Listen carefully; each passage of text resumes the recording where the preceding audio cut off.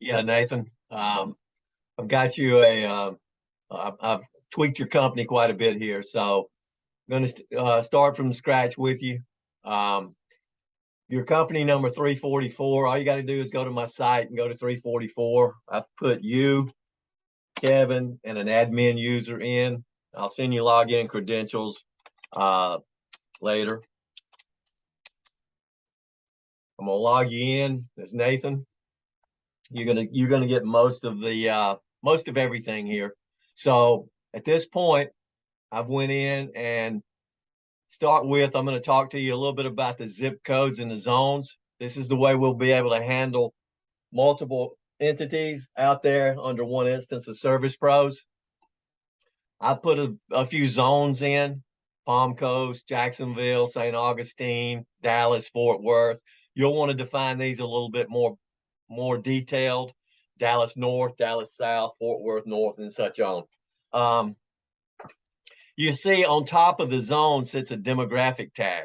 So there you know the area that these jobs are handling in. The zone's going to help you to some extent, but you're going to have 10 zones out in the Texas area, in the DFW. You might, at least conceivably, you could. So I put a couple of dem tags in, and these are your entities: the Florida, in Texas, if you were working in Georgia, or you could go North Florida, South Florida, and so on. Doesn't matter. You put the zones in, and then you wrap the zones around a dem tag. Wrap a dem tag around a zone. All right. So that's how we configured that. If I go into this guy right here, 32085, that's St. Augustine zone. It will show up as a Florida demographics. Any Palm Coast would show up as Florida demographics as well. And we can talk about that further. The zones are important as well because of the technicians. Once I go in here to job setup and I put these technicians or install guys out, the Dallas install guy, he is assigned to just Dallas zones. So he can go to Dallas. He may not even want to go to Fort Worth. You may have somebody that only works in Dallas, then you can do that. So I've assigned him to Dallas and Fort Worth. And the guys in Florida are assigned to Palm Coast, St. Aug, and Jax. All right, so that's how we're going to handle the entities you have. Your admin is going to be able to see everything, but also be able to drill down to segment them as well. Your inventory is in. I loaded up 2 different locations, DFW and JX. You've got I put all 90 records of inventory you sent me in as active in DFW. I don't know if you meant to, but you had a bunch of them that were inactive in the Jax sheet. That's okay. We've got 18 active records in Jax and 90 active records in DFW. So inside these inventory records, we also have an installation charge amount. This is where that report that we talked about, there's an install report, and I'll show you that at the end of this conversation. Also here, we built a few kits. So I built some kits around that inventory.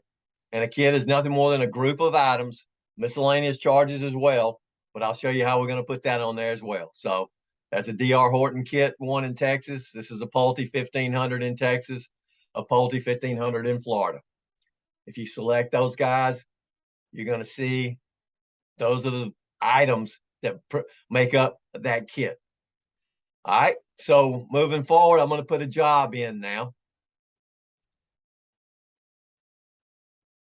I'm just going to go DR Horton, Texas. I'm going to go multiple locations, and this may be a brand new location. And I'm going to add a location.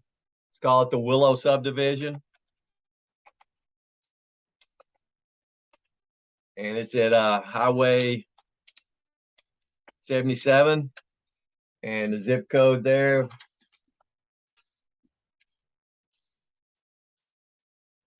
75212. And that's all you need. Create a work order. That's going to take you back. You've just added that Willow subdivision, Highway 77 guy. I can probably eliminate this drop down, but then we got just blinds, install or measure, submit and schedule, and you've created a job at this point.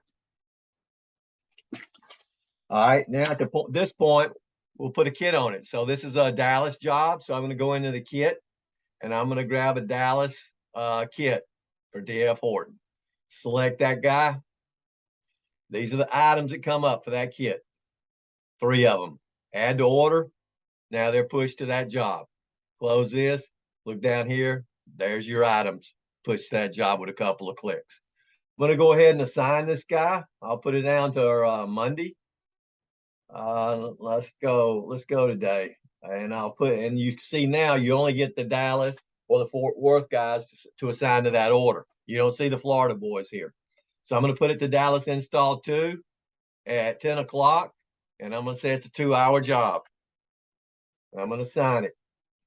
That's basically it. You've entered a job now. So now we can go look at the calendar, and we scheduled it as well. Ideally, you'd have the calendar up in an additional window to see when you could schedule it. Now, here's where we talked about you can segment out. Here you see everything. If I go to my dim tag drop down and I want to see all the jobs in Florida, there they are. If I want to see all the jobs in Texas, there they are. If I want to see them all at once, that's all at once. Same here with the zone. If I want to see the ones in Palm Coast, or if I want to see the ones in Dallas or Fort Worth. So you can see where you're at in from a zone level as well as a demographic tag as well. You can also pull down by tag. I want to see all of Matt's. That's Matt's right there. I want to see them all. There you go. You can drill down inside the day. Now there, same concept though. Dim tag Florida, dim tag Texas. So that's how you would work the calendar, utilizing your zones and your demographic tags. As far as and like you said, you know, we talked a little bit about jobs and things of that nature. If I'm looking here and I go to the DR Horton, Texas, and I look underneath this at what we call multiple locations, these are all those jobs or places that you've went out and done stuff for DR Horton. And that those addresses can be valid or not valid. It's up to whatever you put in there. You can see those without having to drill down into each. Like if you go here, it's customer plus location. That's everything you've ever done, parents and children. So at that point, we've added the DR Hortons and the Pulte's. I don't know if you work with Pulte. And then added some sub locations under them, added some jobs to them, put them on the calendar and got them scheduled. That's basically what we got. We still need to, once we put this guy together and we put that kit on that thing, this is the toolbox or the materials list. We need to pull a master material list. So you can say, hey, I see Matt's got 5 jobs today. Pull out, put one consolidated material list for Matt to go pull all of his materials, put it on the truck and go do it. We talked a little bit about the installation report. This is going to take a little bit of tweaking as well because it doesn't account for the quantities. Remember, we put a buck in there on everything. So if I go here, these are your technicians that have jobs assigned to them. So I'll pick Joe here and I'll bring up a tech report, and you can see he's got 2 jobs, 3 and number 7, and it's $1 per job, which is not right for you. It's $1 per job times the quantity. And if you want to override that and you want to pay him $1.50 or 75 cents, we would do that right here with an override.